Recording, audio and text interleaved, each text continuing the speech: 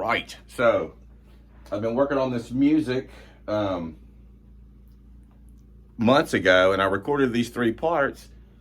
I can't figure out where one part is supposed to come in order with the rest of the music, and so I've been trying these different combinations, like, because it's not like a multi-track, it's recorded into a sampler. So I'm listening to the main theme and I'm trying to cue the other tracks in where they're supposed to come in and make sense with the music, and I'm not having that much luck. But what I have noticed is that the randomness of how the parts come in actually sound pretty interesting. So there's 3 parts, I'm gonna trigger 2 together that I think work, and then there's a melody part that comes from a synthesizer that I'm gonna try to bring in, but nonetheless, this is it. Let's see. And some of the changes might not make sense. It's not locked up. I can't figure out where to put the parts at.